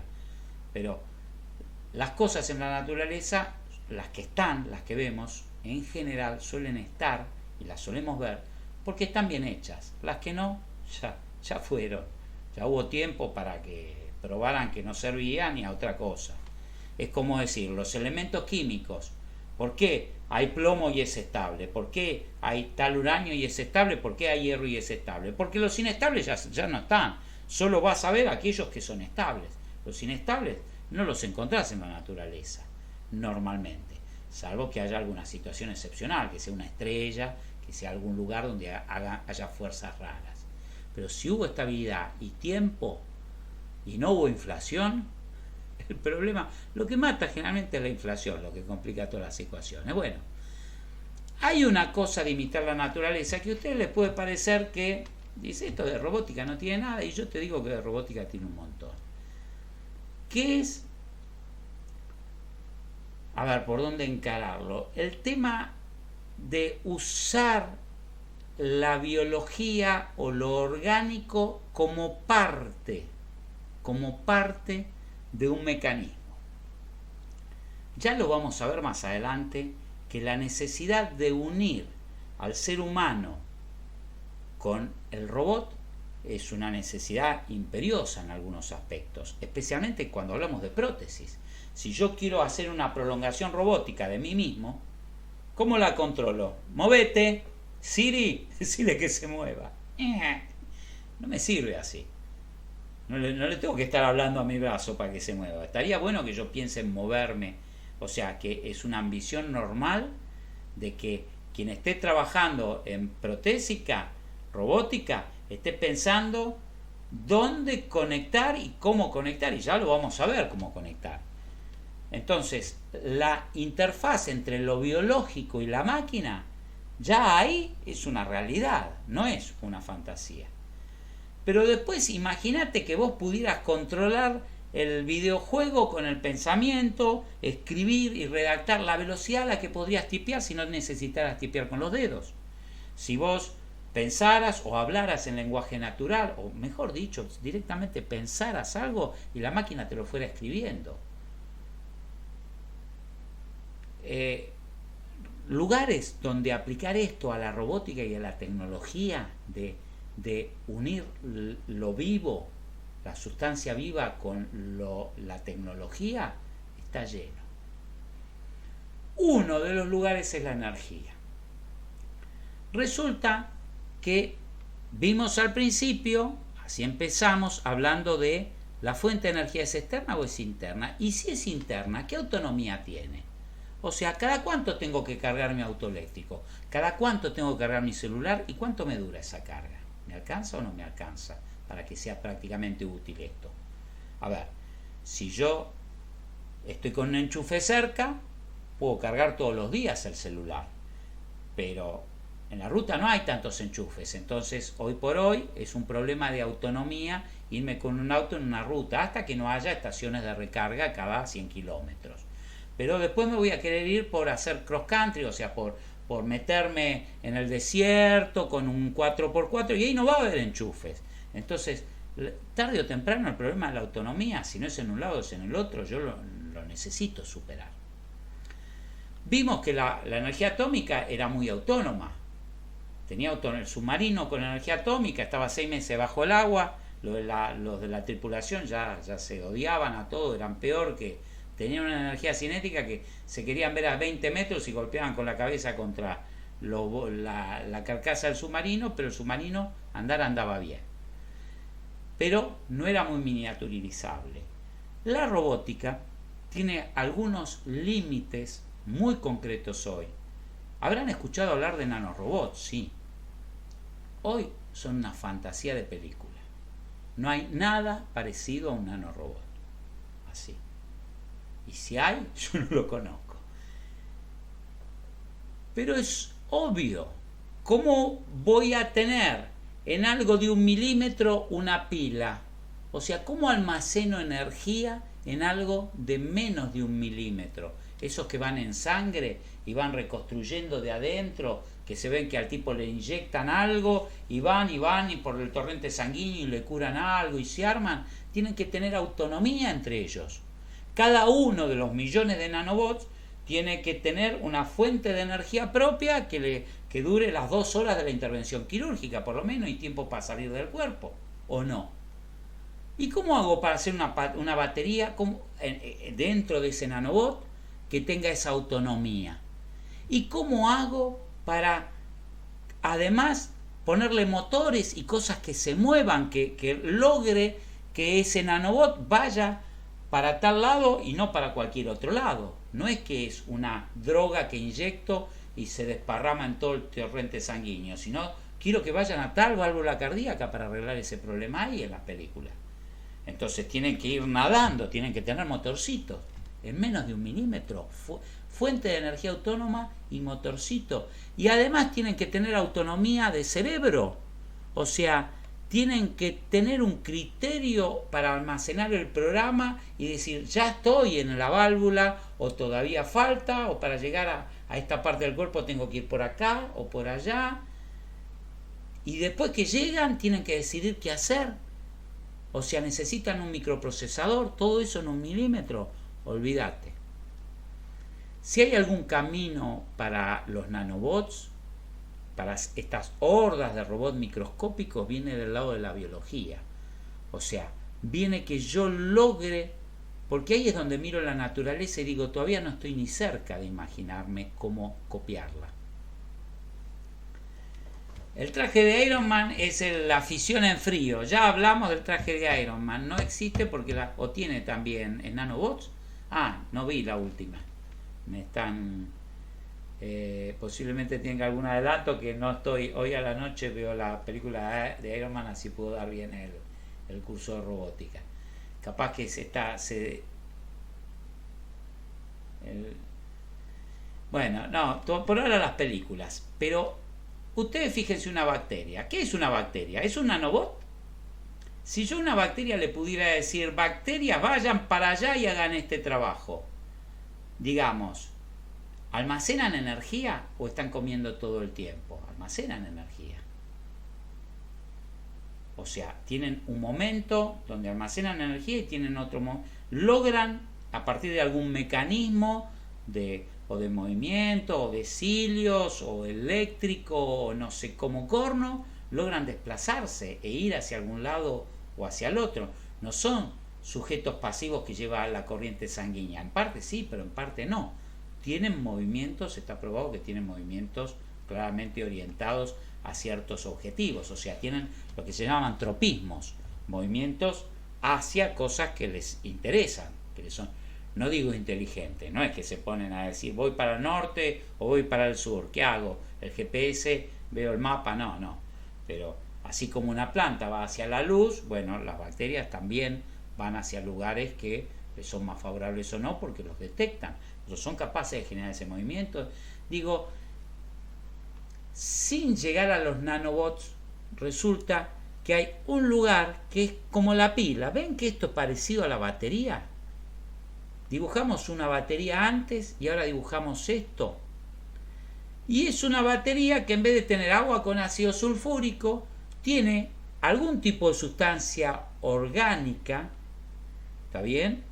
Acá podría ser una solución de azúcares, podría ser una solución algo orgánico, adecuado para el cultivo de bacterias, y tiene unas bacterias que crecen en este lado, en la superficie de este electrodo, y de este lado no.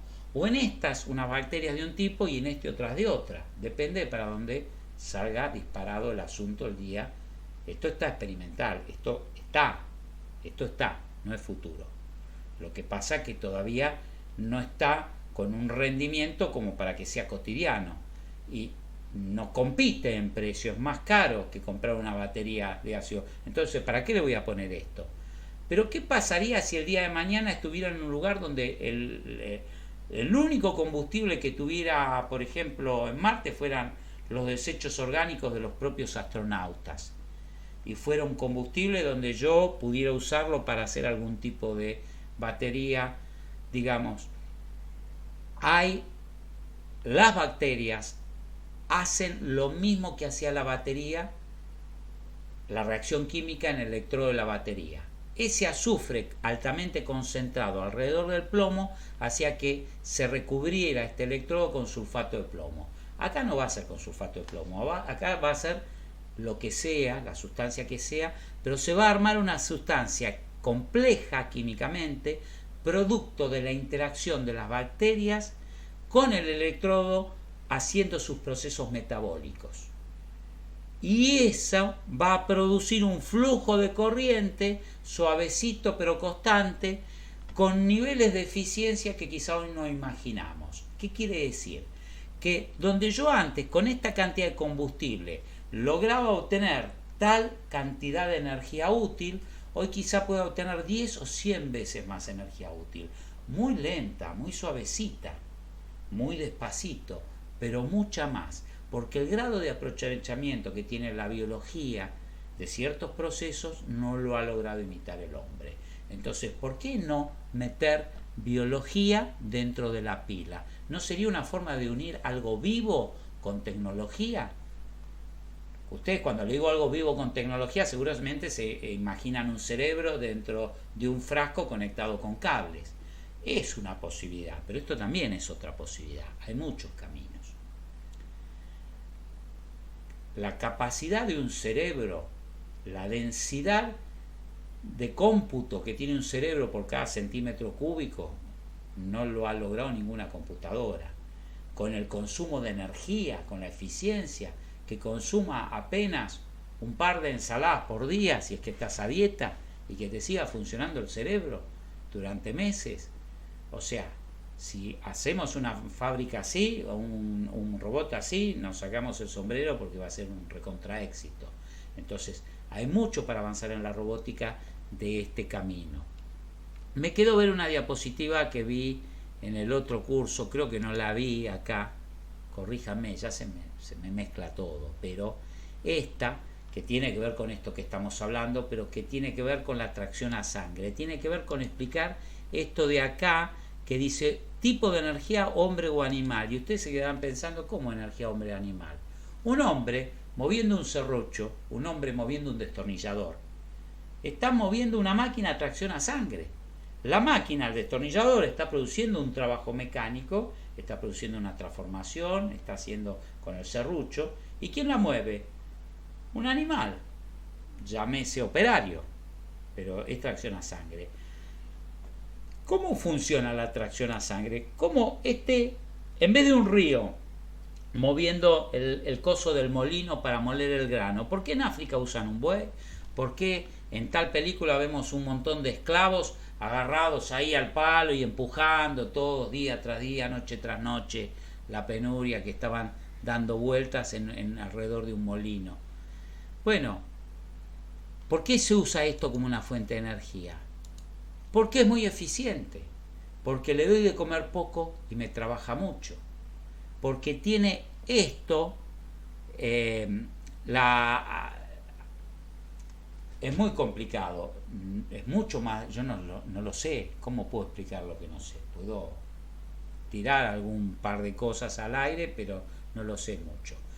Pero el ser humano, los animales, la vida, no los animales, los vegetales también,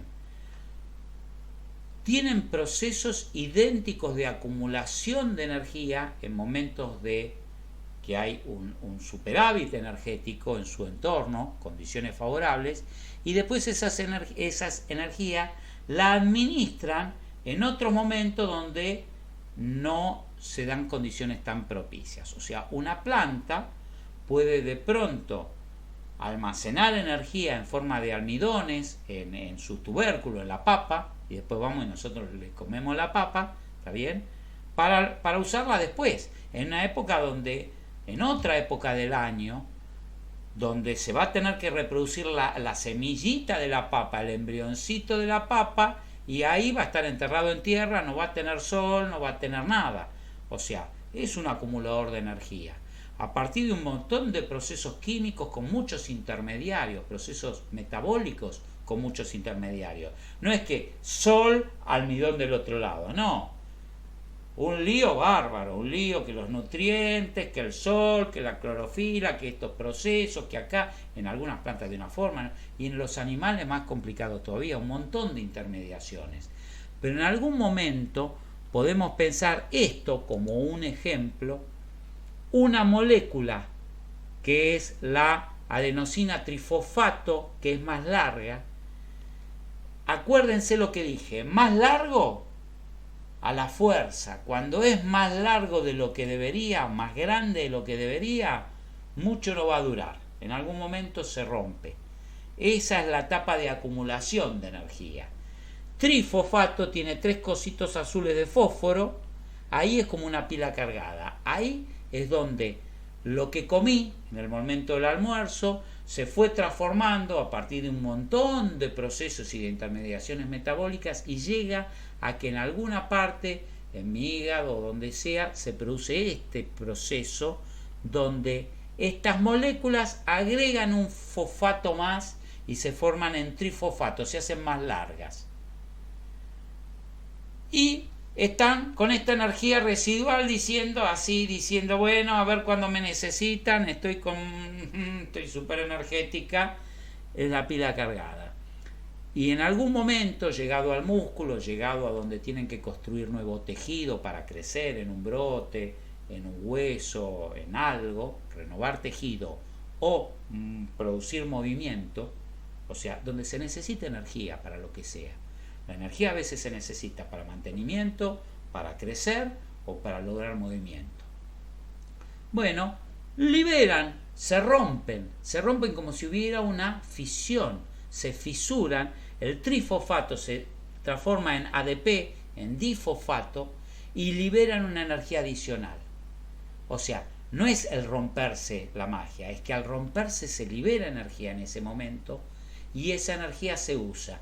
Y se usa en otro lado, o sea que hubo una transmisión de la energía a otra parte y se usa en otro momento del tiempo, o sea que hubo un proceso de acumulación y de uso diferido. Esto es la energía biológica y es algo que también podría, digamos, tiene que ver con la base de estas baterías, no de la que les mostré recién de bacterias, sino de lograr. La bacteria ya es un organismo vivo que hace una reacción química, de lograr hacer lo que hace la bacteria adentro sin la bacteria.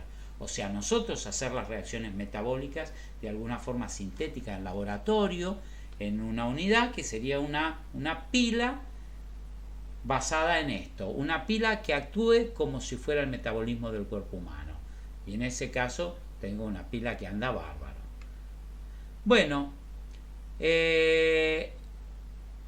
nos queda una última diapositiva, hicimos más rápido que en el curso pasado, que es esta de la autonomía, que la venimos hablando hace un rato, es simplemente cerrar un poco y reflexionar. Tenemos 2 formas de autonomía cuando hablamos de un robot o de otras cosas también, que es la autonomía con respecto a la fuente de energía, o sea, y la autonomía en la toma de decisiones. Con respecto a la fuente de energía, alguien es autónomo cuando cuando realmente el ideal sería autárquico también, o sea, chao papá, chao mamá, me arreglo, o sea, soy autónomo, yo gano, no es que me voy a la mañana porque soy autónomo y me vuelvo a la noche a comer, esta adolescencia, digamos, en robots.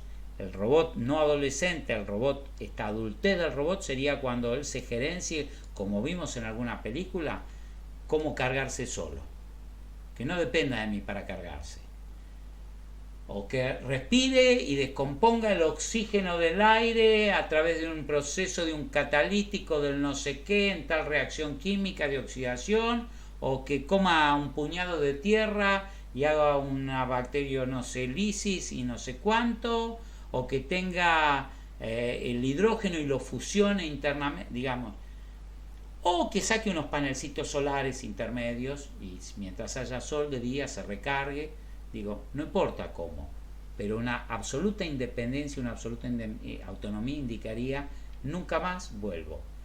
Pero tengo otro aspecto que es también el del mantenimiento, que no está puesto acá, porque ojo, que soy autónomo mientras no me rompa, porque está bárbaro, ese robot se carga solo, anda, va para allá, pero cuando vimos el robotito ¿cómo se llama? De Disney, alguien que me ayude, que está reciclando, tan simpático, ¿quién no tiene en su casa una mascota de este robot que recicla en una tienda? Wally, gracias. Wally también tiene una autonomía que se autogestiona los repuestos, va separando pedazos de otros hermanitos, de otros robots que había, y los va guardando ahí para gestionarse esa eternidad de que se cambia un ojo, se cambia, y a veces, bueno, las cosas empiezan a fallar también, porque todo tiene un límite. Pero hay otra autonomía que no es ni la energía ni la toma de repuestos, sino que es la toma de decisiones. Cuando un robot se aleja de la fuente de decisiones, por ejemplo, imaginemos una nave espacial que se empieza a alejar de la Tierra y que está en un lugar donde ya no los alcanzan las señales, no los alcanzan no solo por el tiempo que tardan, ya a Marte tardan un buen rato. O sea, si yo tuviera que controlar lo que hace el robot marciano, yo creo que ya lo dije, y si no lo repito. O sea, el robot marciano, el autito, está, imagínense que hubiera un precipicio, creo que no hay unas grietas tan profundas en Marte, todo muy suavecito, pero imagínense que va y llega un precipicio y él no tuviera capacidad de cómputo local. Todo lo mandara a computar, o sea, recibe la imagen y manda la imagen a Tierra, en la Tierra hacen el análisis de la imagen, deciden que eso es un precipicio, entonces mandan la orden del freno, de frenar la ruedita. Le llegó 20 minutos después la orden de frenar. El robot ya está patitas para arriba, rueditas para arriba en el fondo del precipicio. No me sirvió 20 minutos de demora. O sea que a veces no es que no puede llegar la comunicación, sino que tarda mucho la comunicación en llegar para que sea útil. O a veces no puede llegar porque no llega la potencia a la señal. Hasta Marte no llega todavía la potencia a la señal. Pero cuando esté por Plutón, anda a comunicarte con Plutón, con un transmisor. Y anda a escuchar lo que me contesta desde Plutón, la información que me manda el Voyager cuando está en Plutón. Yo qué sé, ya el nivel de ruido de eso no entiendo nada. O sea que hay razones para que muchas veces, no solo si la fuente de energía está dentro del robot, sino si la toma de decisiones está dentro del robot y qué tan inteligente es. La evolución de la robótica hoy está de la mano de esos dos caminos, o tres caminos si tomamos el del mantenimiento. El día que la robótica logre superar en mucho los niveles actuales de estas tres áreas, es el día donde mejor tengamos muy pensadas todas esas preocupaciones del trabajo práctico, que yo dije, los miedos y las fantasías que nos meten las películas de ciencia ficción, que nos meten, parece que fueran falsos. No son falsos. Si hay una máquina, la máquina no es ni buena ni mala, el revólver no es ni bueno ni malo, la bomba atómica no es ni buena ni mala. El que es bueno o malo, o el que tiene buenas o malas intenciones, es el que presiona el botoncito. Desde el momento que está la máquina, el problema es que una máquina con una autonomía infinita de energía y con una autonomía infinita en la toma de decisiones controlada por alguien que le dice mandate tal cagada, anda a pararla. No sé, no para dormir, no para comer, no de día, de noche, no la enchufo, no la desenchufo. Digo que siempre que en las películas nos preocupamos es porque vemos que eso. Hoy hay una gran limitación que es las pilas. Las pilas no duran mucho. Entonces, si se generara un robot de estos medios monstruosos, al otro día por suerte estaría apagado. Y lo otro es que la toma de decisiones, hoy por hoy, toman decisiones, pero hasta ahí nomás. No existe lo que se llama la singularidad, la inteligencia única que podría imitar al ser humano y que pueda realmente interpretar situaciones completamente inéditas en forma autónoma local. Hoy se está llegando a eso, pero conectado, o sea, la inteligencia artificial no está dentro del celular. Cuando está conectada, yo digo, hola Siri, como tal cosa, la interpretación de mi voz, el análisis de la imagen, todo eso se está haciendo en algunos servidores por allá lejos.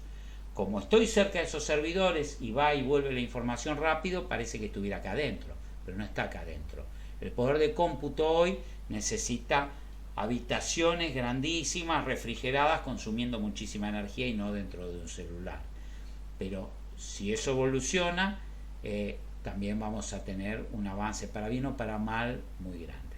Bueno, señores, colorín y colorado, la clase de hoy se ha acabado.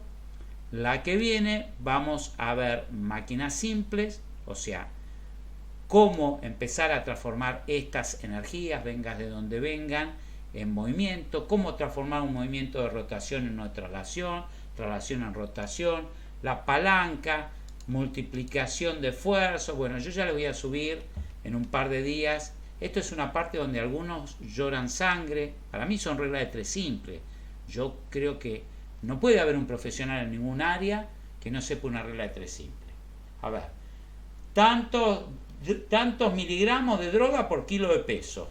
Entonces, si para 5 kilos son 10 miligramos, le tengo que dosificar quiero decir, no hay excusa en el deporte, en la enfermería, en todos lados, un mínimo de matemáticas tienen que tener. No me digan esto, no, yo no para eso hubiera estudiado una carrera técnica. No, lo mínimo es sentido común. Y el sentido común de entender que es una proporción directa y una proporción inversa, que algunas cosas en la naturaleza se dan que si fuera así, más trabajo más gano, proporción directa, si fuera así, no digo que eso sea cierto, y proporción inversa, cuanto más gente ponga a hacer un trabajo, menos tiempo tarda a hacer el trabajo. O sea, si pongo uno a pintar y tarda un día, pongo dos, tarda medio día cada uno. Tampoco es así, no digo que sea el caso, les estoy hablando de algo para que lo entiendan, pero hay circunstancias donde sí se cumple la proporción. Bueno, todo esto, proporción directa, proporción inversa, las máquinas sencillas dentro del cuerpo humano, las poleas, calcular, tren de engranajes, es la clase que viene. Y bueno, y va a haber un trabajo práctico en la clase que viene que vaya a tener algunos ejercicios de cálculo y va a juntar, digo, no se duerman con ver las diapos, si alguien tiene problemas, con refrescar, porque una cosa es verlo tranquilo y después en la clase aprovecharlo y la otra cosa es venir sin nada en esos temas que ya no son tan historietas de que hablo, sino que hay un poco más de ciencia dura detrás. Bueno, la clase se acabó. Si alguien quiere hacer alguna pregunta, esperen que detengo la grabación.